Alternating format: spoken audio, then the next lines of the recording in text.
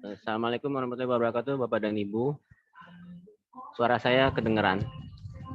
Jelas, Pak, jelas. Baik ya. Merdu, Pak. Merdu. Ini saya posisinya sedang di luar kantor, di tempat FASUM, fasilitas umum. Jadi mohon maaf kalau jaringan internetnya juga tidak baik. Jadi ini jaringan bersama. Kebetulan memang ada acara mendadak, sehingga saya belum sempat kembali ke kantor. Bapak dan Ibu, jadi akibatnya saya masih pakai konsep kemarin, yang masih kemarin. Karena bahan saya ada di kantor, cuman masih sempat saya tambah-tambahin terkait dengan Bapak dan Ibu berbicara mengenai adanya usulan terkait TPP ASN DPMPTSP provinsi gitu ya. Saya di sini sebenarnya pada posisi begini. Soal TPP ASN DPMPTSP ini bonusnya, bonus dari paparan saya. Yang saya harus membuka mata Bapak dan Ibu adalah satu, kenapa senang sih melentur-lenturkan suatu kebijakan yang sudah firm, gitu. Saya cuma gitu, melentur-lenturkan gitu ya. Jadi udah ada ketentuan begini, cuman kok dilentur-lenturin gitu, entar dulu nanti dulu Padahal sistematika peraturan perundang-undangannya sudah jelas gitu. Saya tuh nggak tahu kenapa itu di daerah selalu begitu. Sudah jelas, sudah clear. Seperti saya misalnya bicara begini, PTSP harus pelayan terpadu satu pintu. Apakah satu pintu itu berarti yang memberikan izin itu adalah kepala DPM PTSP-nya? Jangan ada lagi orang-orang lain. Di banyak daerah masih pakai orang-orang lain. Ada dinas-dinas lain yang masuk ke dalam DPM PTSP yang kemudian bersama-sama memproses izin. Itu namanya bukan PTSP, PTSA. Itu melanggar peraturan perundang-undangan Undang-Undang 25 2007 loh, sudah sejak tahun 2007 itu undang-undang. Tapi masih dilanggar. Itu artinya apa? Daerah itu suka melentur-lenturkan gitu. Nah, kebetulan kalau untuk Provinsi Sumatera Selatan ini kan sudah ngerasain ya cara saya memfasilitasi selama ini ya. Bekerja siang malam gitu, membuat iPro, pelayanannya, dalaknya gitu kan, sudah merasakan. Dan dari semua daerah yang saya coba dekati dengan cara pemberian regulasi yang benar, kebetulan Sumatera Selatan itu termasuk yang proaktif gitu. Sekali lagi ini yang proaktif, yang mau memang exercise terus, yang mau terus mengimprove apa yang kami berikan, sehingga tetap ada progresnya dan ada improvementnya. Itu yang saya suka gitu. Makanya ketika kemudian saya diminta berbicara masalah ini, buat saya sih nggak masalah dengan TPP ASN-nya, toh bukan saya yang dapat kan. Yang dapat nanti Pak Eko, Pak Sekretaris Badan gitu kan. Tapi saya harus perlu klarifikasi bahwa gara-gara DPM PTSP Sumatera Selatan inilah sebenarnya menjadi pintu gerbang segala hal. Terus kedua, ini saya sebenarnya pada posisi kritik ini. Ada sesuatu yang sudah benar, sudah jelas, kok dilentur-lenturkan lagi sih gitu. Kenapa sih gitu? Saya heran nih, ini ada Biro Hukum, ayo kita diskusi masalah hukumnya. Saya kasih tahu nanti pergubnya. Biar sama-sama kita gitu. Saya kasih tahu lagi kenapa bisa jadi TPP ASN. Saya kasih nanti sebagian sedikit sejarahnya. Nah, kemarin itu saya sebenarnya paparan itu untuk saya tunjukkan kepada BPKAD, kepada Biro Ortala, kepada Biro Hukum, kepada BKD gitu kemarin ya. Cuman ternyata saya karena terlambat masuk, saya tidak menyimak lagi. Ternyata yang hadir cuman Pak Eko gitu kan. Cuman ada Pak Sekretaris Dinas gitu kan. Lalu teman-teman situ, lalu ada Bapak Ibu dari Universitas Sriwijaya, ada Ibu Profesor gitu ya. Yang saya pilih lah, saya udah bicara kenceng kayak gitu, yang dengerinnya saya pikir audiensnya nggak pas gitu kan. Makanya saya mau coba ulang lagi sedikit, mumpung ada hadir di sini Biro Hukum sama Biro Ortala. Sebenarnya kalau BPKD datang, saya mau ceritain mengenai kinerja dari BPKD kalau nggak ada DPM PTSP itu akan zero. Ya, saya akan cerita kepada BPKD.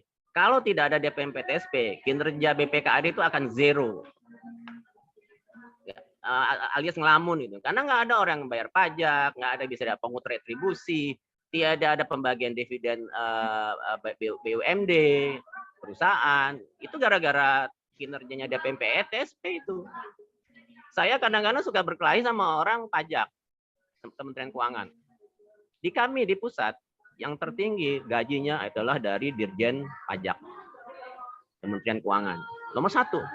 Padahal dia adalah hilirnya dari pekerjaan hulu. Hulunya siapa? BKPM. Memasukkan perusahaan itu beroperasi, kita awasi, kita promosikan dulu masuk, lalu kemudian kita kasih izin. Perusahaan itu kemudian beroperasi, melakukan kegiatan ekonomi tinggi, maju, makmur, sehingga pajaknya bisa dipunguti.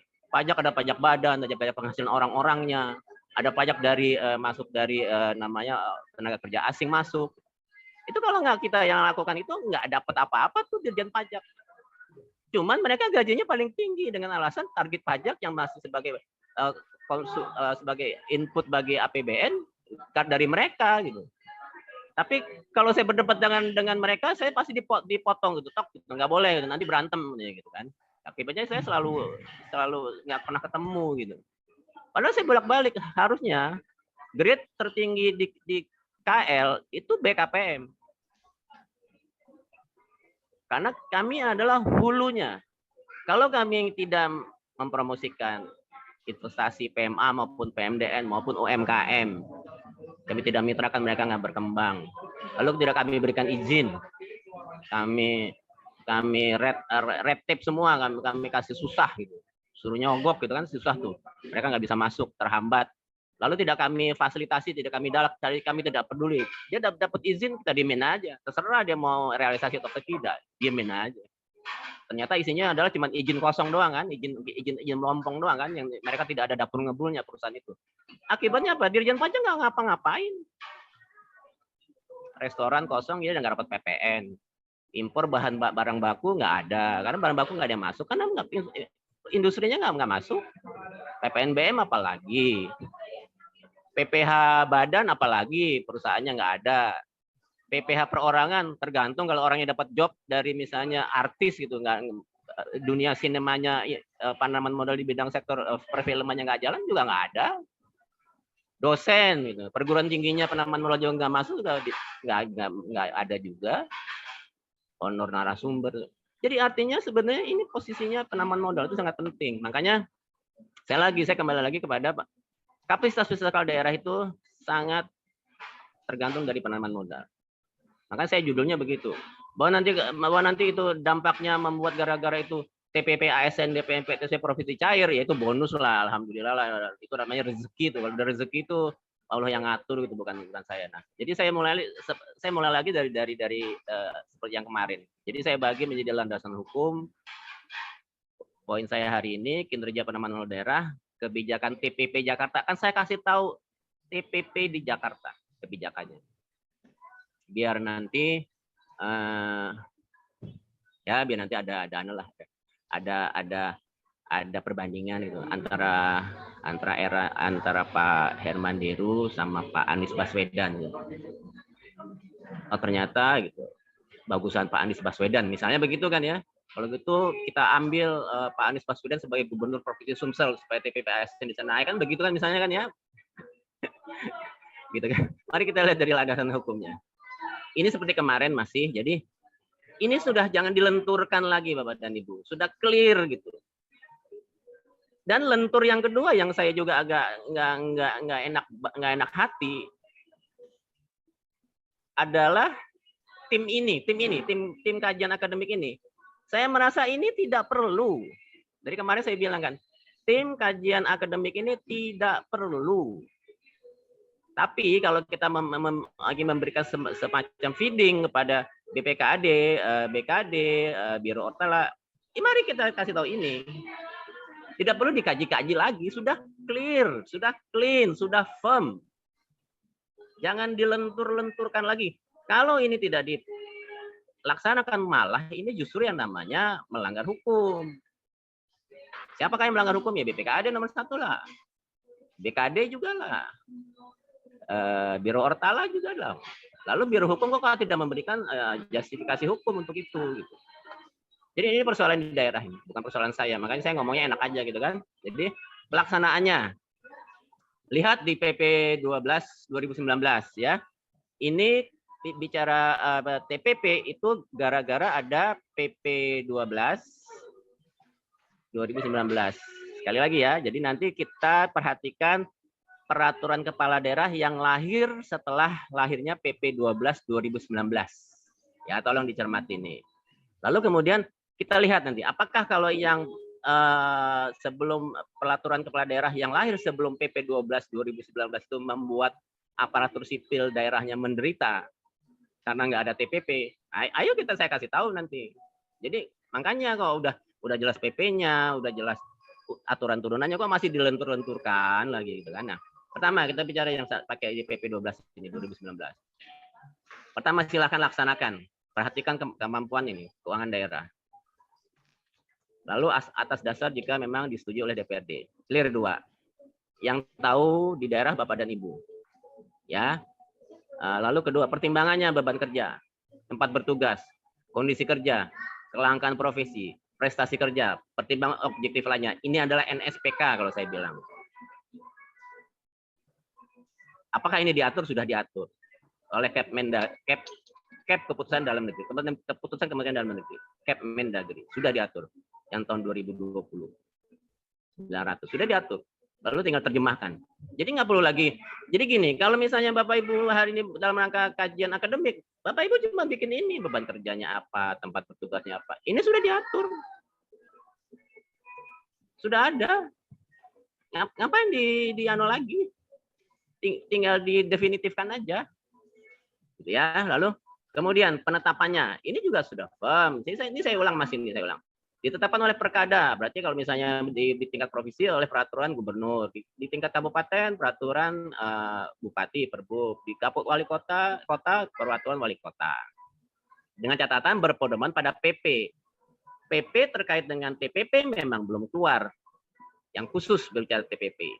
Cuman sama PP ini dikasih tahu, jika belum ada PP yang mengatur, bisa dilakukan dengan mendapat persetujuan Mendagri ini. Setelah memperoleh pertimbangan Menkyu. Bapak dan Ibu sudah tahu kalau misalnya uangnya sudah ada di dalam kas daerah, berarti ya sudah ada kan? Berarti kan Menkyu, Kemdagri sudah setuju kan?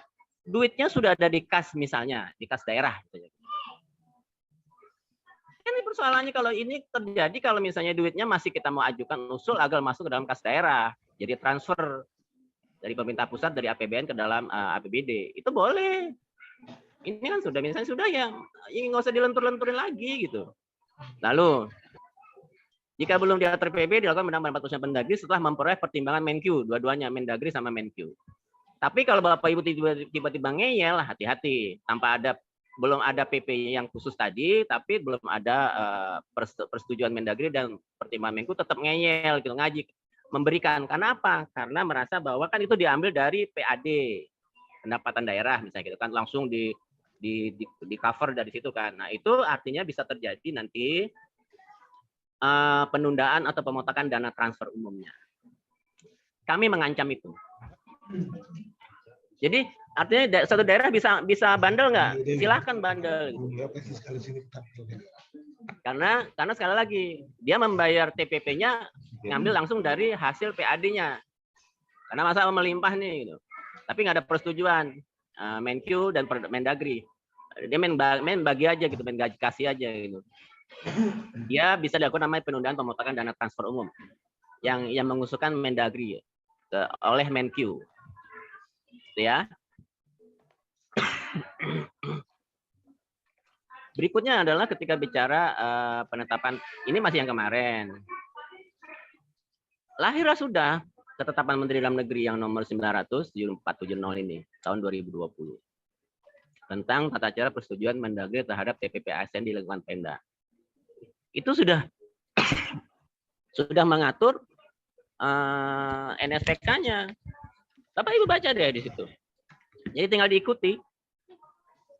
Jadi kalau misalnya BPKD ingin melaksanakan TPP, tinggal baca ini. Nggak usah lagi dibikin kajian-kajian lagi.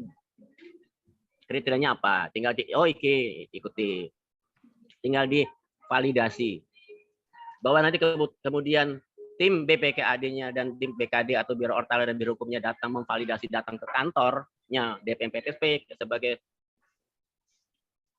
sebagai subjek objek yang akan diberikan TPP, itu adalah mereka, bukan kami, bukan saya, bukan kajian akademis ini, bukan tim pengkaji ini, bukan. Tapi kalau saya lebih setuju malah yang pengkaji akademis ini adalah jadi bukan pengkaji, memvalidasi dari BPKD, BKD, Biro Hukum, dan Ortala.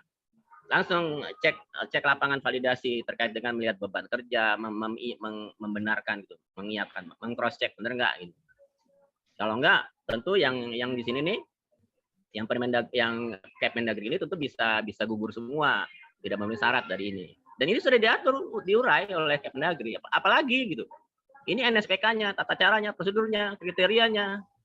Nah, terus saya harus mengkaji lagi, membuat naskah akademis. Naskah akademis itu dibuat kalau sama sekali belum ada apa-apa, barulah kita secara akademisnya itu kita mencoba mengerucutkan. Oh, ini bisa gitu. Ini udah ada. Jangan salah fokus Bapak dan Ibu semuanya di sini. Oke. Dan Kepmendagri sudah ditindaklanjuti oleh Pergub Sumsel. Pergubnya Pergub nomor 5 tahun 2022, yaitu perubahan yang ketiga kali dari Pergub nomor 4 2013. Coba Bapak Ibu bayangkan. Sebenarnya sejak 2013 sudah dilakukan namanya usulan itu. Cuman nggak pernah dikerjain misalnya gitu kan. Nah, ini dilakukan perubahan-perubahan, kenapa? Terjadilah namanya lahirlah PP tadi, PP 12 2018. Pergub yang Sumsel nomor 5 tahun 2022 ini adalah menjawab PP 12 2019. Sekali lagi nih saya ulang nih. Pergub Sumsel nomor 5 tahun 2022 itu menjawab PP 12 tahun 2019 mengenai keuangan daerah tadi ya, yang kemudian menjawab terhadap Kepmendagri 904.700 tahun 2020. Sudah update ini. Nah, oleh Pergub ini kemudian disebutkan ya ini, kalau saya bilang ini tim pengkajian, ini makanya ini salah fokus pasti nih ya hari ini kita. Yang disebut tim pengkajian ini adalah ini. Jadi gara-gara ini nanti Kepgub menindaklanjuti dengan membuat tim pengkajiannya diberikan SK, diketuai oleh Setda dan beranggotakan ini. Saya setuju ini. Setuju beranggota BPKAD, BKD, Ortala, Hukum, atau dinas yang terkait dengan yang menjadi objeknya, silakan. Untuk kemudian rapat. Bukan saya. Saya nggak ada hubungannya mengkaji. Kalau saya ngaji ya, ngaji habis sholat ngaji gitu kan. Kalau mengkaji ini saya nggak punya kewenangan apa-apa. Jangan setback berpikirnya. Gitu ya. Nah, termasuk juga terkait dengan nomenklatur kelas dan nilai jabatan. Itu sudah ada Pergub nomor 60 tahun 2020. Ikuti nanti. Kan ketentuannya ini nih. Kriteria pemberian TPP ASN nomor 900 tuh. Nomor 900. Memang dibentuk tim pelaksana. Terus terkait dengan setiap Pemda, perhitungan akhir besaran, pengurang. Nah, termasuk di sini nomenklatur jabatannya apa, kelas dan nilai. Sudah diatur oleh Pergub Sumsel nomor 60 tahun 2020. Itu sudah ada. Siapa ya rentang-rentang jabatannya itu. Mau dikaji apa lagi? Kalau ngaji enak. Ngaji, baca surat Yasin malam Jumat. Oke.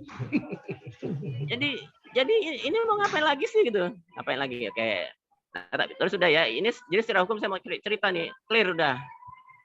Nggak usah lagi kalau buat saya itu dilentur-lenturkan lagi, tinggal kerjakan, tetapkan, jalankan, tetapkan, sudah. Bahwa nanti minta usul kepada Pak Gubernur monggo.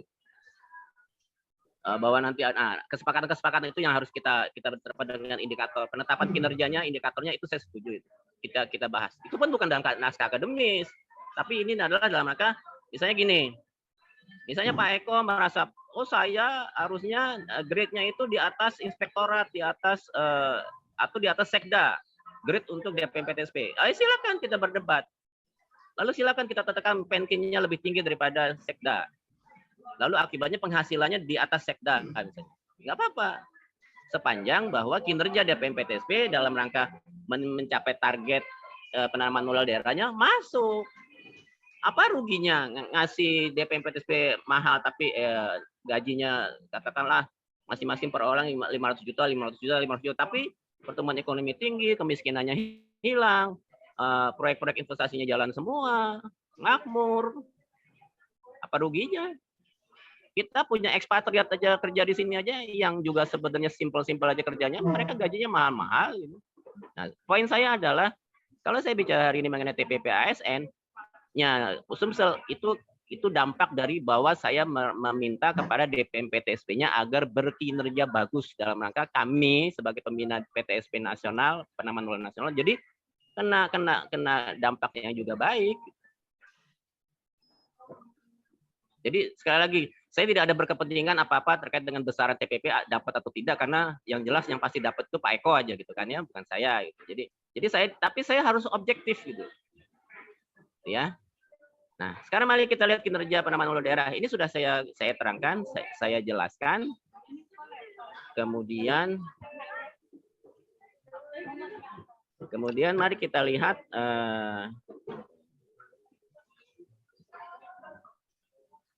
kaitannya dengan apakah penanaman modal daerah ini DPM PTSP Sumsel ini layak jika dia dipikirkan TPP-nya, TPP AC-nya. Apakah kemudian jika grade-nya layak, dan termasuk juga apakah Sumsel itu layak. Pertama mari kita lihat nih, kebetulan ini ada Biro Hukum dan Biro Ortala ya. Ini karena supaya kita saling menyimak. Ini yang peserta kemarin sudah paham dan sudah saya terangkan. Mari kita lihat. Ketika bicara bahwa TPP ASN itu diberikan kepada aparaturnya, pertama diminta oleh itu adalah oleh peraturan perundang-undangan, oleh PP 12 itu adalah ketika bicara kapasitas fiskal daerahnya memenuhi syarat. Terus mari kita buka kapasitas fiskal daerahnya dari Sumatera Selatan. Tinggi, Bapak Ibu saya lihat kategori fiskal daerah 2021, kan 2012 belum kan? 2001 sebagai dasar kami, ini jadi peta kapasitas fiskal daerah sebagai dasar kami memberikan dana alokasi transfer daerah. Oke. Kalau misalnya dia masuk ke dalam kategori sangat rendah, kami memberikan transfer daerahnya dari APBN itu besar sekali, karena supaya daerah itu dia bisa berjalan, bergulir, beroperasi. Artinya memang daerah itu lemah dalam rangka apa gitu. Dalam rangka misalnya dia pendapatannya memang sedikit. Nah, untuk Sumsel ini tinggi kategorinya, walaupun yang bagus itu sangat tinggi. Makanya kalau misalnya mau nanti gara-gara diberikan TPP-nya masing-masing per orang itu 500 juta misalnya gitu. Ya mari orientasinya adalah sangat tinggi. Dengan cara apa? Mari komitmen antara BKD, BPKAD, Biro Ortala, Biro Hukum terhadap DPM PTSP. Oke, target pendapatannya harus dinaikkan. Pendapatan dari mana sih ini? Dari pajak daerah, restribusi daerah. Ini gara-gara apa ada ini? Ya gara-gara ada penanaman modal. Dari mana mereka dapat penanaman modal? Kalau nggak ada penanaman modal, habis tuh pajak daerah. Pajak kendaraan bermotor, pajak daerah, pajak motor bisa terjadi pajak kendaraan bermotor dari perusahaan-perusahaan, dari perusahaan otobus, dari angkot, dari berbagai macam logistik, bidang usaha logistik.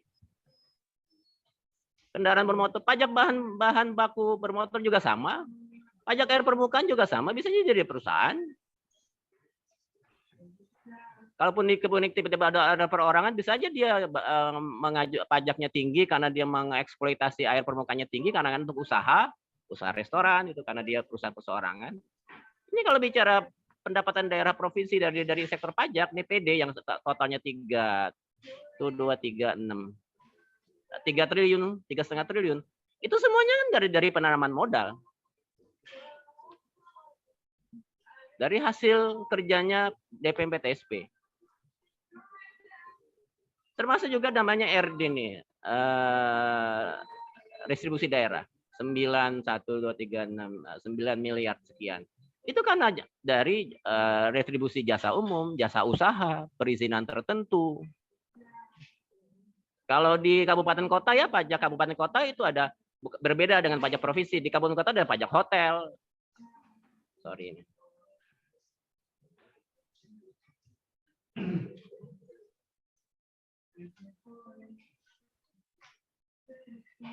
Kalau di kabupaten kota nih pajak PD Kapkot ada pajak hotel, pajak burung walet, pajak parkir, itu semuanya kegiatan usaha itu. Pajak rumah makan, ada sekitar 12 item pajak kalau di provinsi cuma sedikit pajak motor. Tapi juga dari sumber kegiatan penanaman modal. Jadi kalau misalnya DPMPTSP-nya penanaman modalnya itu mogok kerja gitu, selesai udah. Nah, tapi ditantang lah hari ini. Makanya untuk mencapai target yang lebih agar KFD-nya menjadi sangat tinggi, mari kita bertarget di Penkin. Kita buatkan Penkin, sepakat antara BPKAD, BKD, Biro Ortala, Biro Hukum berapa. Sehingga nanti dia grade-nya itu di atasnya Sekda. Kalau perlu di atasnya Pak Gubernur juga nggak apa-apa. Biar semua orang pengen jadi SDM di DPPTSP, jadi pada pengen jadi gubernur semua kan gitu. Nggak apa-apa nih. Lihat ini yang ketiga, hasil BUMD. BUMD itu penanaman modal. Dan pengelolaan kekayaan daerah yang dipisahkan. Pengelolaan kekayaan daerah yang dipisahkan itu juga penanaman modal ya, karena dia sewa, dia bagi hasil, dia karena bangun guna serah bangun gitu. Jadi artinya apa? Lalu kemudian lain-lain PAD yang sah. Ya semua dari kegiatan penanaman modal. Artinya apa? Ini kan masuk ke dalam BPKAD nih. Dicatat oleh mereka, diinventarisir gitu ya, dikelola oleh mereka. Kalau kita kan namanya Dirjen Pajak. Jadi ini adalah hilirnya dari kegiatan penanaman modal BPKAD itu. Sementara DPMPTSP adalah hulunya dari kegiatan penanaman modal. Harusnya sekarang yang dikasih grade-nya tertinggi siapa? Yang di hulunya apa di hilir? Sama kayak kami. Siapa yang harus gajinya besar? Pegawai BKPM atau pegawai pajak? Ya, kalau saya pegawai BKPM. Pegawai pajak tuh tinggal ngumpulin aja. Itu ya, jadi kemudian lihat ini, pendapatan pengguna sudah ditentukan. Ini ada pajak segala macam ya. Saya lihat juga ini adalah semuanya adalah penanaman modal. Lalu dikeluar ini jadi pendapatan dikurangi oleh pendapatan dibagi dengan pendapatan pengguna sudah ditentukan dan belanja tertentu. Jadi jumlah belanja tertentu dan pendapatan itu menjadi pembagian dari pendapatan. Jadi disebutlah namanya kemampuan keuangan daerah. Jadi ini nih, merupakan kemampuan keuangan daerah berdasarkan pendapatan daerah dikurangi jumlah dari pendapatan yang sudah ditentukan dan belanja tertentu. Jadi jumlah ini dan jumlah ini menjadi pengurangan dari jumlah total ini. Jadilah indeks KFD, jadilah ini posisinya posisi tinggi. Nah, oleh kami peta KFD ini, peta kapasitas fiskal daerah menjadi pertimbangan hibah, dana pendamping, dan penggunaan lain. Jadi kalau kami lihat peta ini, kami bisa bilang, oh nih Sumsel tidak perlu lagi, hibah nggak usah, transfernya kita kurangi. Gitu.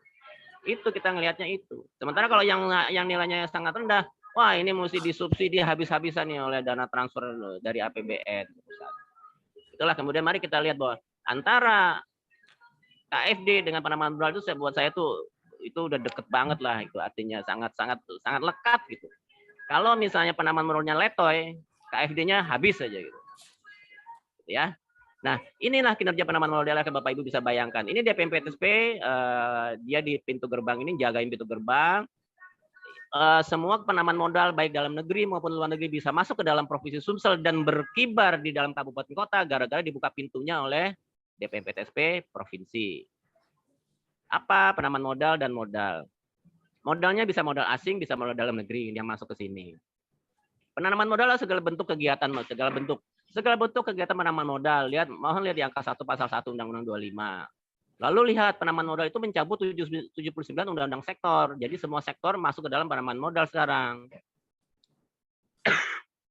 Jadi DPMPTSP itu terbebani oleh 79 undang-undang sektor, undang-undang pertanian, undang-undang perkebunan, undang-undang pertambangan, undang-undang pariwisata, undang-undang perdagangan, semua undang-undang sektor.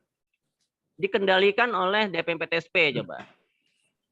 Lalu kemudian dalam makanya segala bentuk kegiatan segala macam, bentuk primer, sekunder, tersier. Primer perkebunan, pertambangan, pertanian, perikanan, ngambil ikan, lalu yang sifat ekstraktif. Sekunder sifatnya pengolahan, industri pengolahannya. Tersier itu adalah misalnya pariwisata, kesehatan, pendidikan, itu semuanya masuk, segala bentuk itu masuk. Jadi penanaman modalnya segala bentuk, apapun minumannya, teh botol itunya penanaman modal. Lalu kemudian dia membawa amanah 79 orang sektor. Modalnya apa? Bisa modal asing juga. Orang dari luar negeri. Kemarin orang Rumania itu kan datang kan.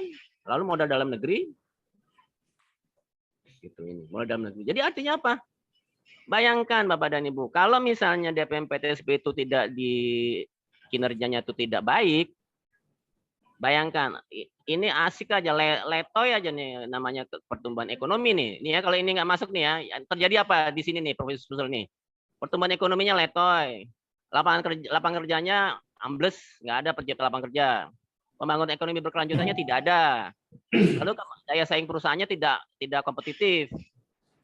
Kan ini mempengaruhi daya saing usaha nasional yang daerah ini kan. Kita bisa cara nasional kalau daerahnya bagus kan. Lalu kemampuan teknologi nasional karena daerahnya letoy begini nggak jadi, nggak bagus. Lalu ekonomi kerakatannya nggak jadi, nggak terjadi, nggak ada eskalasi pertumbuhan ekonomi UMKM. Lalu ekonomi potensial menjadi ekonomi nggak ada, nggak terjadi. Udah daerah yang kumal aja gitu, kumal, lesu, lemah, letih, tidak bertenaga, kurang bergairah gitu. Lalu kesejahteraan masyarakatnya nggak ada, masyarakatnya semua menderita, semuanya nggak sejahtera. Itu kalau terjadi misalnya itu dibiarkan. Nah, termasuk juga ketika bicara visi misi Pak Gubernur, ini bisa diterjemahkan Pak Gubernur yang sampai 2023 bisa diterjemahkan ke dalam pelaksanaan di dalam provinsi. Jika apabila DPMPTSP-nya itu bekerja dengan baik. Karena semuanya terkait dengan penanaman modal. Bilangnya membangun sosial berbasis ekonomi kerakyatan UMKM kan, industri, pertanian. Tinggal bilang industri yang mana, apa yang mau dibangun, di mana lokasinya. Ini semuanya penanaman modal. Jadi kalau misalnya Pak Gubernur bilang kepada DPMPTSP, oke gaji saya semuanya buat DPMPTSP, asal yang penting visi misi saya masuk ke sini. Oh logis itu, nggak ada masalah. Nah, lalu kita kemarin sudah punya namanya Cipta Kerja, Undang-Undang 11 tahun 2020. Itu semuanya apa? Kemudahan perlindungan pemberdayaan UMKM. Itu adalah kinerjanya DPMPTSP juga. Ini kerjanya DPMPTSP juga. Lalu ketika bicara ekosistem investasi menjadi baik di sini, hasil apa? Hasil dari kinerjanya PTSP. Itu karena kenapa? Karena ini suaranya bocor.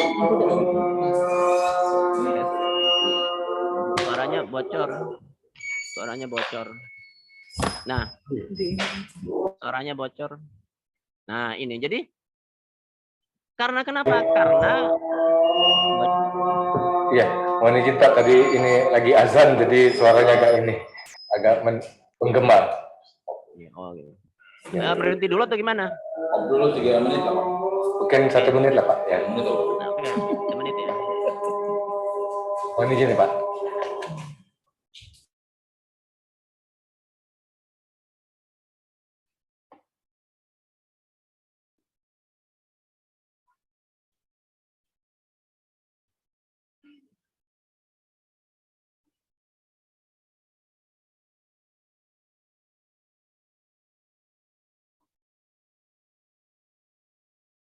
Karena gambarnya kelihatan, jadi kita nggak ngelihat snacknya Pak Gatot apa ini. Secara online aja dulu Pak. Snack online.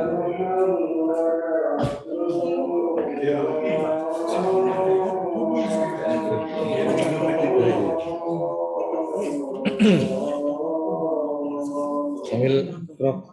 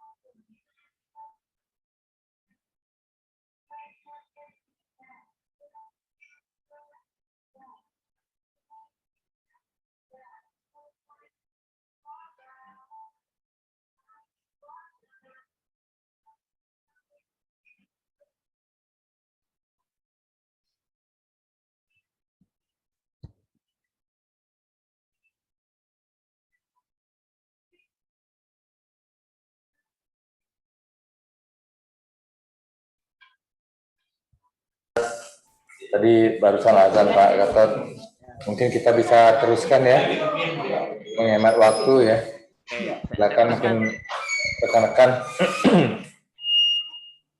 Sudah kumpul lagi? Iya, sudah.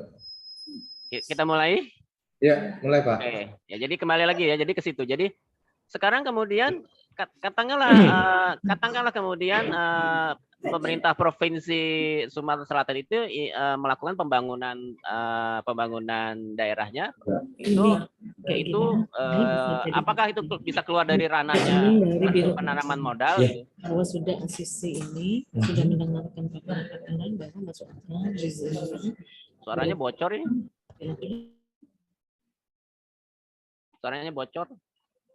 Oke. Ya. Jadi apakah misalnya pemerintah provinsi dengan APBD-nya gitu, apakah kemudian melakukan pembangunan daerah itu disebut bukan kegiatan penanaman modal? Itu tentu salah. Karena yang namanya kegiatan pembangunan yang didanai oleh APBD itu pun disebut kegiatan penanaman modal, seperti membangun RSUD, membangun pasar tradisional, membangun sekolah, renovasi sekolah, memperbaiki jalan, memperbaiki gedung-gedung kantornya, mendanai belanja pegawainya, itu adalah penanaman modal. Itu sehingga sekarang penanaman modal itu terbagi menjadi dua sumber penanaman modal di sini yang disebut dengan namanya private finance initiative dari swasta atau publik. Orang swasta atau saya tiba-tiba buka warung MP-MP, ya saya adalah dari swasta atau publik, PFI saya. Atau kemudian yang non PFI pakai APBD atau APBN. Jadi makanya kalau misalnya kita kemudian keluar dari ranah penanaman modal itu udah susah. Sekali lagi,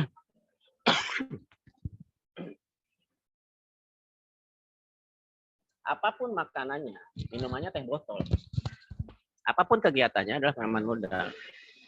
Sehingga yang dilakukan oleh DPMPTSP adalah terkait dengan urusan konkuren di bidang penanaman modal adalah yang namanya PIPM, promosi, pelayanan penanaman modal, DALAX penanaman modal, data sistem informasi penanaman modal. Silakan itu yang penkinnya ditetapkan oleh BKD, BPKD, Biro Hortala, Biro Hukum, divalidasi anunya kinerjanya DPMPTSP dalam rangka supaya betul-betul bahwa gradingnya itu katakanlah di atas dari Setda itu. Gitu ya, Bapak dan Ibu ya. Sekarang ini yang agak menarik sekarang nih, Bapak Ibu. Akhirnya saya sekarang mau ngasih tahu apa yang dilakukan Pak Anies Baswedan. Semoga ini bisa dilaksanakan oleh Pak Herman Deru. Karena kira-kira ceritanya begini. Kami di Provinsi DKI Jakarta sejak tahun 2011 itu melakukan tunjangan kinerja daerah TKD. Mohon dicatat 2011. Ya, kami memberikan gubernurnya waktu itu masih Fauzi Bowo ya, kan, yang kumisan ini. Fauzi Bowo kalah sama Pak Jokowi kan, Jokowi Ahok kan, oke. Jadi konsepnya tunjangan kinerja daerah atau TKD 2011 itu diberikan kepada PNS dan non PNS dan calon PNS. Satu-satunya sumber penghasilan ya selain, jadi ini tambahan, jadi kan selain gaji, tunjangannya melekat pada gaji dan tunjangan transportasi pejabat struktural sesuai penilaian kehadiran dan prestasi kerja. Jadi tahun 2011 Pak Fauzi Bowo sudah memberikan TKD di luar gaji dan tunjangan yang melekat pada gaji, tunjangan anak gitu ya. Nah, atas dasar penilaiannya adalah kehadiran dan prestasi kerja. Cuma 2 itu aja dinilainya. Oke. Lalu dibagi 2, terdiri dari tunjangan kinerja daerah statis berdasarkan penilaian kehadiran, berdasarkan absensi. Lalu dan tunjangan kinerja daerah dinamis berdasarkan prestasi kerja. Dari mana lihatnya? Dari capaian SAKIP, sasaran SKP, sasaran kerja pegawai. Simple. Di tahun 2011. Oke. Besarannya dilihat berdasarkan peringkat jabatan struktural dan yang disetarakan atau PNS, Jafung, umum dan tertentu besarannya. Lalu terjadilah perubahan terus sampai kemudian Pak Presiden, Pak Jokowi jadi gubernur. Itu terus terjadi beberapa perubahan-perubahan nih. Sampai kemudian saya catat di akhir, di tahun 2020 di akhir. Kenapa? Karena ini lahirlah PP 12 2019. Ya. Karena lahirlah PP 12 tahun 2019, turunan dari Undang-Undang Pemerintahan Daerah, Undang-Undang 23 2014, ini kemudian disesuaikan mengikuti aturan PP itu. Makanya lahirlah TPP 2020. Jadi ini bersekian kali tak ganti gara-gara PP 12 2019 tadi lahirlah menjadi TPP tahun 2020 nih. Ini yang terakhir. Ininya di DKI diberikan pada PNS dan calon PNS sesuai hasil penilaian kerja. Gampang kan? Lalu besaran setiap bulan sesuai dengan nama jabatan, kelas jabatan, dan tugas yang diberikan. Gampang kan? Nah, itu kan tinggal nanti BKD, template-nya sudah ada. Jangan dibuat susah lagi cara menarik kesimpulan ini. Ini tinggal dilaksanakan, gitu, sudah tinggal dieksekusi. Jangan dibuat kajian yang jadi jelimet. Lalu, penkin pejabat administrasi dan pejabat pengawas ya, kan pejabat administrasi dan pejabat pengawas ini kan dibagi dua kan, pengawas nih. Itu hasil pengukuran. Dasarnya apa? Hasil pengukuran kinerja triwulan setiap 3 bulan, aktivitas kerjanya, dan tindak lanjut pengaduan masyarakat. Jadi kalau misalnya sifatnya pejabat pengawas, ada tambahan tindakan pengaduan masyarakat. Dilakukan nggak? Di follow up nggak? Itu akan mempengaruhi besarnya TPP. Nah, kalau yang pengen untuk pelaksana pejabat fungsional, PNS, dan TGUPP, nah TGUPP bayangkan dikasih. Itu hanya hasil pengukuran kinerja triwulan dan aktivitas kerja. Cuma 2, tanpa ada pengaduan masyarakat tadi. Lalu kemudian, yang menarik lagi adalah kalau pegawai tugas belajar, diberikan TPP juga namanya biaya tunjangan pendidikan. Itu DKI Jakarta. Berarti ini bergulir semenjak 2011, paling besar terjadi saat Pak Jokowi jadi gubernur, lalu Pak Ahok membesar lagi. Nah, yang sekarang kan ini tetap oleh Pak Anies Baswedan berdasarkan Perpres 12 2019. Itu makin besar lagi karena kan nggak mungkin turun. Jadi sudah kadung dibikin gede sama Pak Jokowi dan Pak Ahok. Gitu ya. Nah,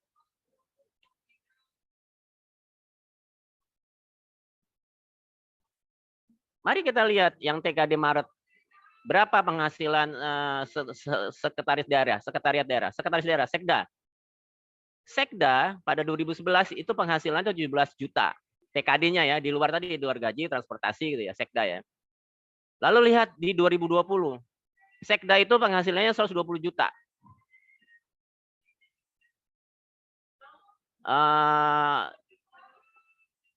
Gara-gara PP 12 2019. Di tahun 2011 ketika masih namanya tunjangan kinerja daerah TKD, sekretariat DPRD gajinya 13 juta. Lalu saat ini 51 juta. Tadinya 24 juta menjadi 51 juta sekarang. 2 kali lipat. Jadi ini nih gini cara membacanya gini nih. Peringkat jabatan 8-17. Di dalam sebuah sekretariat daerah ada yang dapatkan dari Kasih kan. Kasih itu paling rendah 8. Kasih, Kasubdit terus. Nah, jadi ada tertinggi itu paling murah itu 8, paling tinggi itu Sekdanya sendiri 17. Makanya dia yang termurah itu Kasih 6,55, lalu tertingginya Pak Sekdanya itu 50. Sama juga sekarang. Kasih di sekretariat daerah gajinya 26 juta. Di Pak Sekdanya 120 juta. TPP-nya ya, TPP sorry. Setelah itu. Nah, ini semua terjadi begitu. Saya mau cepat aja. Tapi jangan ditiru semuanya secara ini, karena terus terang kami ini kan pemerintah provinsi daerah khusus ibu kota. Kami sampai membawahi sampai namanya kecamatan dalam ranahnya provinsi. Berbeda dengan Bapak dan Ibu, otonomi daerah itu kan ada kabupaten dan kota otonomi kan. Kalau kami tidak otonom itu Bupati Pulau Seribu dengan kota Jakarta Selatan, Jakarta itu tidak otonom, itu di bawah Pak Gubernur, semuanya dah aparaturnya Pak Gubernur, sehingga ini terhitung semua. Sehingga kalau Bapak Ibu ingin melihat untuk provinsi Sumatera Selatan hanya sampai pada tingkatan dinas dan badan dan dinas gitu aja. Kotanya jangan dilihat, kecamatannya jangan dilihat, kelurahannya jangan dilihat. Tapi Bapak Ibu bisa bayangkan Pak Lurah Di DKI Jakarta sekarang ini sejak 2020 itu gajinya 27 juta Pak Lurah. Dia kan di bawah langsung Pak Anies Baswedan kan kelurahan karena tidak ada otonomi. 27 juta bayangkan. Sementara di bawahnya lurah tuh ada kasih dan lurah itu kan hanya 2 kan. Itu gajinya 25 juta, beda-beda tipis. Jadi orang kelurahan tuh sekarang kaya. Nah, dulu zamannya masih Pak Fauzi Boso 5,85 juta, 6,5 juta. Itu kira-kira. Di mana kemudian sekarang dinas ada di sini sekarang. Dinas. Jadi sekarang kalau namanya dinas di DKI Jakarta gajinya 63 juta. 63,45 juta. TPP-nya sorry, ini di luar gaji ya. 63,45 juta. Terendah adalah kasih 23 juta. Kalau bicara dinas. Ini ilustrasi. Terus Bapak Ibu kan penasaran khusus DPM PTSP dong Pak. Oke. Ini DPM PTSP. Untuk TPP penanaman modal Jakarta. DPM PTSP Provinsi DKI Jakarta. Sekali lagi, ini karena DKI Jakarta sampai kepada kelurahan. Dia membuat UPT sampai kelurahan, PTSP sampai kelurahan ya. Bapak Ibu kan enggak. DPM PTSP hanya sampai dinas. Kemudian mungkin nanti Bapak Ibu punya yang layanan bergeraknya sifatnya adalah bisa UPT. Silakan bikin UPT. Nah, ini kepala dinas kelas jabatannya 15B, 63,5. Ini kepala dinas PTSP DKI Jakarta. Kelas jabatan 15B, itunya 63, TPP-nya 63 juta sekian. Wakilnya, berarti ini wakil kepala dinas itu 55 juta. Sekretarisnya 41. Kepala Pak Eko 40 juta. Kalau Pak Eko kerja sama Pak Anies Baswedan, TPP-nya 40 juta, 40,7 juta. Kelas jabatannya 40C. Ibu Delimasari kepala subseksi, kepala seksi, kepala subagian,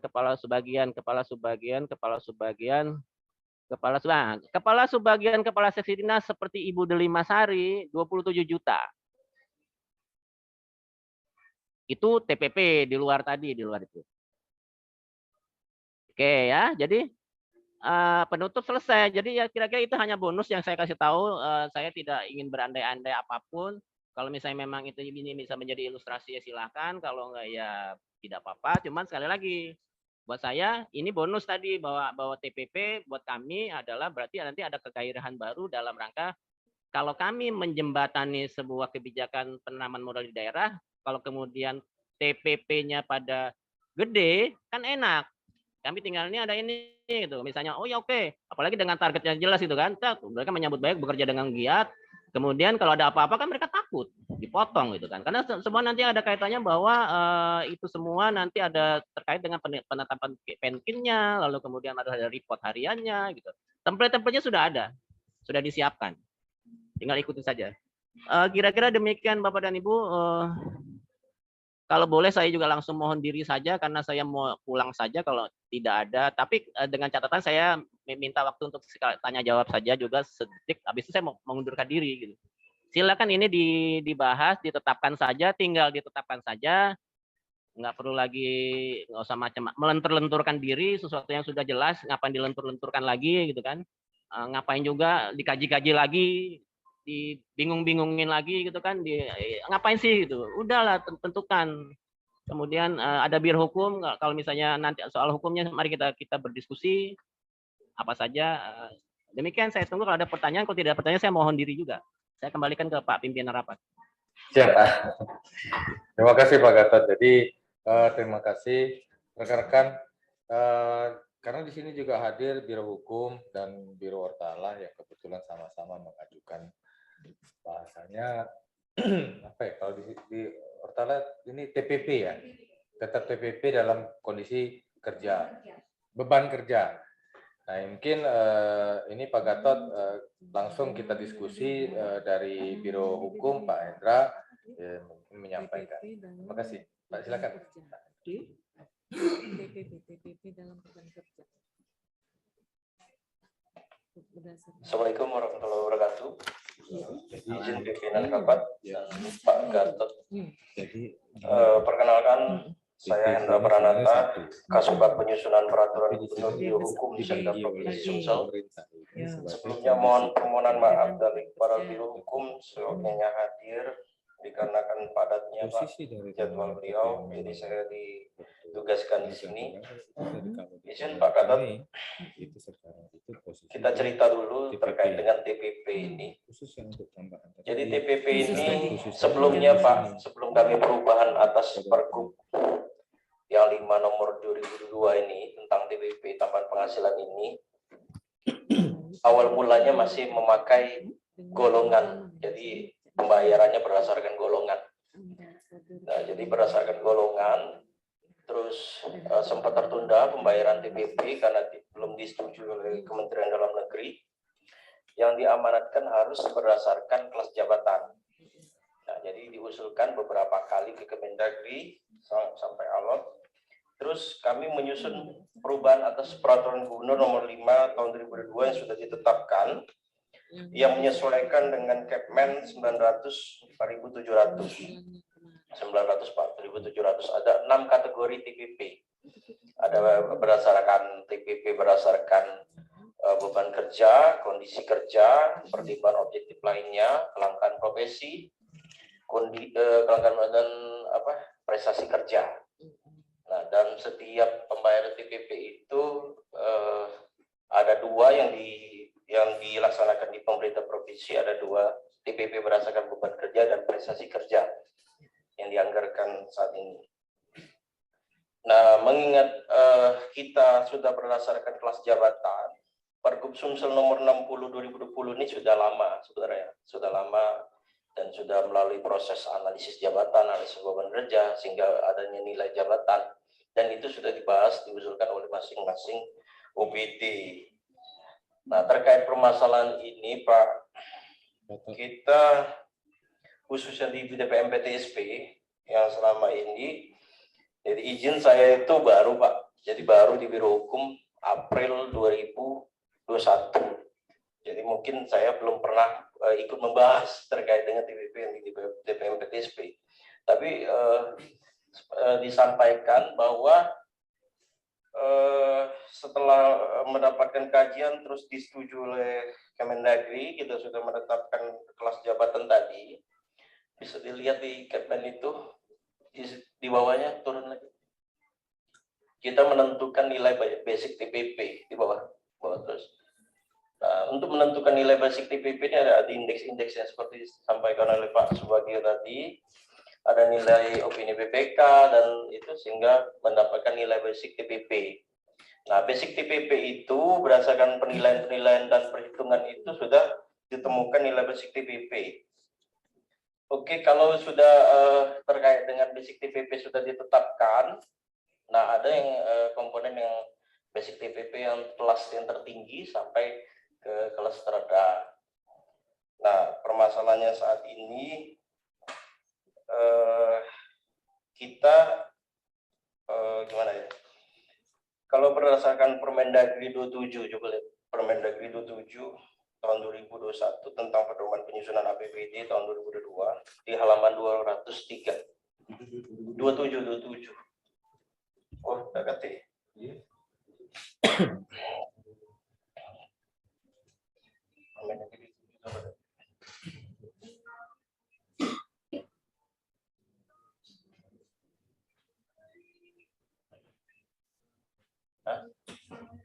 Permendagri 27 tahun 2021 tentang pedoman penyusunan APBD.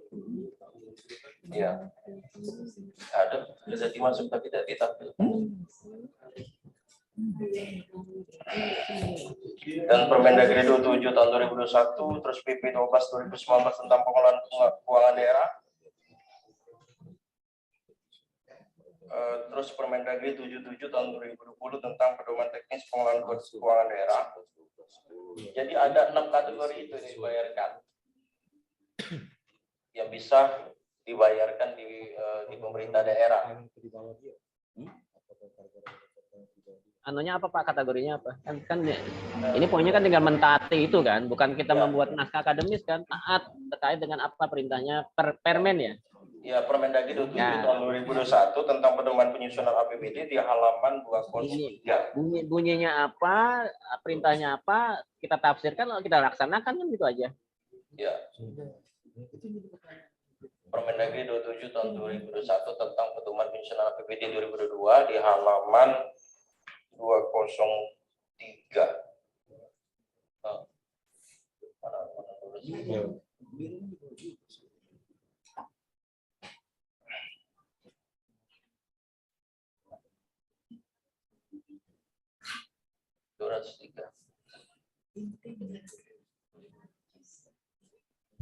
Nah ini alokasi anggaran DPP yang diberikan kepada pejabat dan pegawai inspektorat daerah lebih besar daripada perangkat daerah lain dan lebih kecil dari sekretariat daerah yang ditetapkan oleh kepala daerah.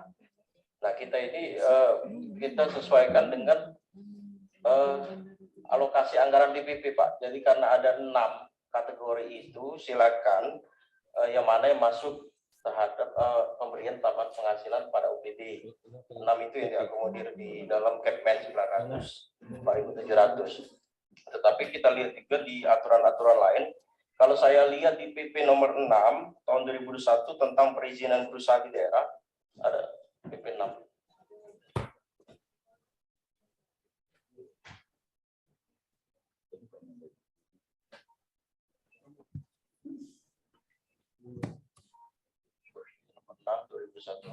Tentang perizinan berusaha di daerah di halaman 18. Di halaman 18. Dalam rangka meningkatkan kinerja pelayanan penyelenggaraan perizinan berusaha di daerah, Gubernur, Bupati, Wali Kota dapat memberikan tambahan penghasilan pegawai pada DPMPTSP sesuai dengan kemampuan keuangan daerah dan ketentuan peraturan perundang-undangan. Terus ada penjelasan di pasal 25 di bawah di halaman 88. Masuk dari tambahan penghasilan itu apa? 88. Halaman 88. Pasal 25. Nah ini. Pasal 25 yang dimaksud dengan tambahan penghasilan pegawai kepada aparatur sipil negara adalah tambahan penghasilan pegawai berdasarkan beban kerja dan target investasi yang diberikan kepada aparatur sipil negara yang dibebani pekerjaan untuk menyelesaikan tugas yang dinilai melampaui beban kerja normal sesuai dengan ketentuan peraturan perundang-undangan. Nah, jadi kalau dilihat dari sini, TPP untuk khususnya DPMPTSP berdasarkan dari beban kerja. Karena beban kerja yang sangat tinggi tadi dapat diberikan berdasarkan TPP berdasarkan beban kerja. Namun yang perlu kita cermati sama-sama, lihat di Kepmen 900. Di Kepmen 900 ini kita sudah ada nilai basic TPP. Nilai basic TPP tertinggi itu berapa? Nah, ada dengan penilaian indeks kapasitas fiskal, terus indeks kemahalan konstruksi, dan ada untuk menentukan nilai basic TPP. Nah, dari beban kerja itu pimpinan. Nah, dari sini. Jadi terkait dengan tunjangan khusus, saya juga ingin bertanya terhadap Pak Gatot, apakah tunjangan khusus di Permendagri 138 2017, coba buka 138, Permendagri 138 tahun 2017, Permendagri 138.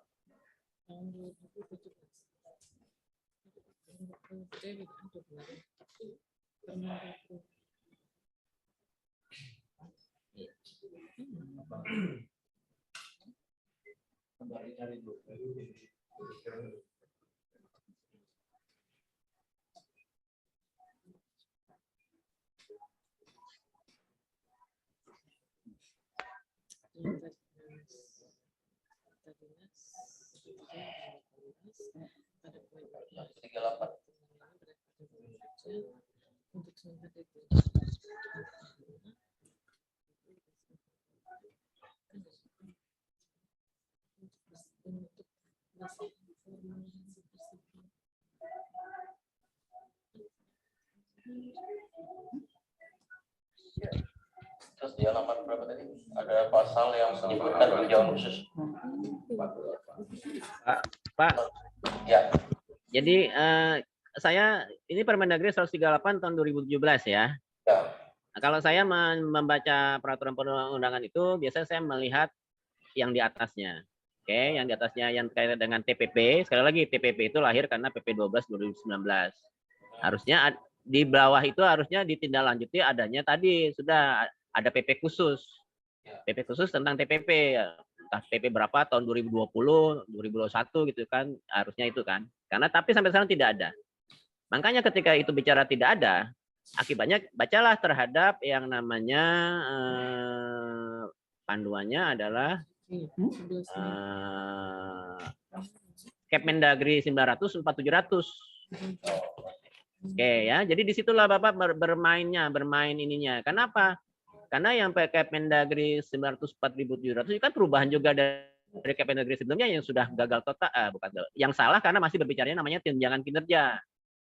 Sudah mengganti namanya TPP. Kan saya kasih contoh tadi, ketika dulu kami namanya TKD di Provinsi DKI Jakarta. Kemudian ketika PP 12 2019 lahir, kami ganti namanya TPP.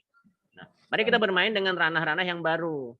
Ketentuannya dari PP 12 2019 tadi itu bunyinya adalah harus diatur oleh PP khusus mengenai TPP.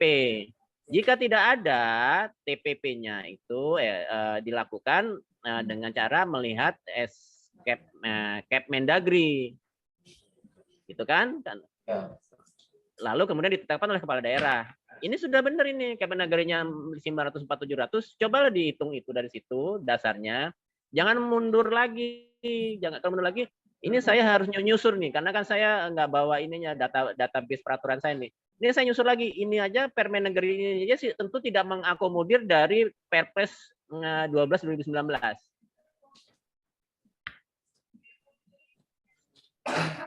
Karena Kepmendagri 900 4700 itu juga merubah dari Kepmendagri yang sebelumnya yang gara-gara ada PP 12 2019. Jadi ini saya belum bisa menjawab sekarang. Permendagri ini apakah masih tepat atau tidak untuk sebagai acuan kita berdiskusi. Karena dia lahir, Permendagri lahir masih bicaranya namanya TKD, tunjangan kinerja 2017. Belum berdasarkan PP 12 2019. Kalau misalnya mau pakai yang Permendagri Bapak bilangnya PP Permendagri nomor sekian tahun 2019 gitu. Saya masih oke, saya mau dengerin nih, Tapi ketika bicara Permendagrinya nomor tahun 2017 saya harus membaca ini masih berlaku atau tidak. Terus terang aja saya. Jadi kalau saya mau perdebatkan saya harus baca dulu. Nah, tapi kalau itu dari 2019 saya oke, ikuti Pak gitu. Jadi saya setuju bahwa kita kan tinggal hanya justifikasi saja. Kita hanya tinggal mengeksekusi dari semua ketentuan yang sudah ada. Saya sepakat. Cuman ketika bicara Bapak Permendagri yang ini saya agak risau nih. Gitu. Nah, PP 6 tahun 2021 itu sudah sesuai dengan PP 12 2019. Makanya dia bicaranya masih makro. Pokoknya dia bilang di PP 6 2021 tentang kemudahan berusaha di daerah, dia bilang pokoknya ketika bicara pengelolaan modal, kinerjanya Pak SDM, DPPT benar, kasih dong tunjangan kinerja tambahan asal ada tambahan targetnya lagi. Nah, itu kan seperti yang saya bilang tadi, kalau tiba-tiba Pak Gubernur bilang, ya udah target provinsi pegang sebagai targetnya dari DPPTSP. Ya berarti harus lebih tinggi lagi. Jadi kan ada macam-macam, ada minimal 20 minimal 50 ya. Jadi gitu kira-kira Pak. Jadi saya ini belum bisa menjustifikasi ini karena saya lagi di luar nih. Kalau saya ini saya bisa punya database saya nih Permendagri ini masih inline tidak dengan PP 12 2019. Seperti misalnya Bapak punya Pergub Sumsel nomor 4 2013 itu berkali-kali dirubah. Tapi ketika kemudian keluar PP 12 2019 lahirlah PP Pergub Sumsel nomor 5 tahun 2020 perubahan ketiga. Dirubah ketiga mengikuti PP 12 2019 gitu. Padahal itu adalah pergub yang lama. Pergub 4 2013, Pergub Sumsel 2. Jadi dia rubah, ngikuti, diakomodir di situ dalam perubahan itu PP 12 2019-nya. Itu saya setuju. Kalau pergub yang 4 2013 dibaca, tapi ikut lihat juga yang 5 tahun 2022. Saya setuju itu. Walaupun ngomongnya pergub lama, tapi sudah ada yang perbaruan. Yang diperbaruinya apa? Itu kita bahas juga. Tapi kalau Bapak bilang hanya saklek pergub 4 2013 saja tanpa melihat pergub 5-nya, saya nggak mau. Karena ada tambahan di situ, ada perubahan-perubahan dari pergub yang 4-nya itu di pergub 5 ini, pergub 5 2022. Jadi mohon Pak, jadi saya ini belum Daripada takut bertele-tele karena saya juga nggak menguasai Permendagri 138, saya nggak punya literasinya di sini, saya nggak bisa baca. Sebenarnya saya kalau misalnya saya bisa buka, saya bisa, oh ini udah nggak laku. Gitu. Saya sudah bisa tahu, cuman ini kan saya lagi di luar ini. Cuman mohon Bapak coba, ini masih berlaku nggak? Kalau ini masih berlaku, ya oke, mari kita eksekusi ke Permendagri ini. Cuman logika saya, ini sudah tidak berlaku. Pasti sudah ada keluar yang baru. Karena bicaranya masih tunkin kan, masih tunjangan kinerja kan.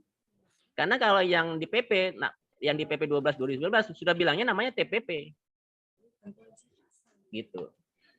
Kalau yang PP 6 2021 mau bicara tunkin atau apa nggak apa-apa, dia cuma ngasih tahu, ngasih woro-woro gitu. Kalau ada yang berprestasi di penanaman modal dalam rangka pemberdayaan berusaha di daerah, PP 6 nih, kasih dong tambahan, ngomong tambahan aja, itu sudah nggak masalah di PP 6 2021, karena dia tidak bilang, tidak mengatur mengenai TPP, cuma dia bilang tambahin dong. Nah, ketika tambahin, bukalah PP 12 tahun 2019, begitu bacanya, buka PP 12-nya. Oh, yang namanya suruh tambahin perintahnya PP 6 2021 itu adalah TPP, sesuai dengan bunyi PP 12 2019, gitu Pak. Cara baca peraturan. Saya selalu gitu, saya selalu kayak main bola gitu, tak gitu. Demikian Pak. Ya, terima kasih Pak Gatot. Ya. Mungkin Pak Hendra, silakan kita lanjutkan ya, mungkin pembahasannya nanti apakah nanti ya enak kan kalau sudah ada ranahnya sudah tahu kan secara hukum. Mungkin ada dari Ortalam apakah memberikan masukan atau mau diskusi? Silakan. Kami berikan waktu.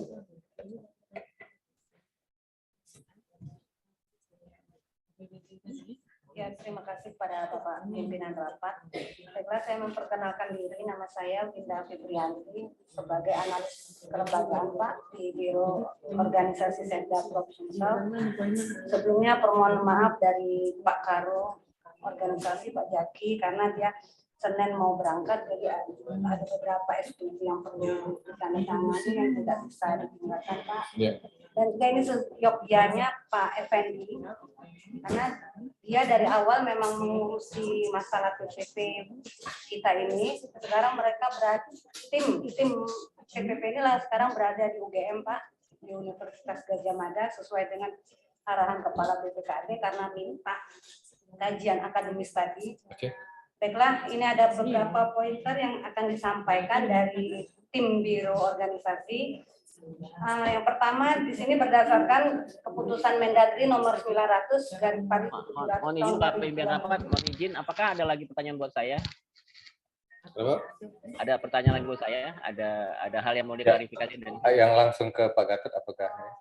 Yang langsung ke Pak Gatot gini Pak, sebenarnya untuk keputusan SK Gubernur itu sudah ditandatangani, tapi masih kendala dengan Kepala BPKAD kita Pak, karena mereka minta dilakukan kajian akademis. Nah, itu yang jadi kendalanya Pak. Ya, itu saya jawab langsung Bu. Sebetulnya bukan ranahnya DPMP TSP membuat naskah akademis, nggak ada hubungannya. Harusnya ya adalah ya oke ya. Semestinya ini ranahnya BPKAD harus ikut. Betul, tepat kami sekali.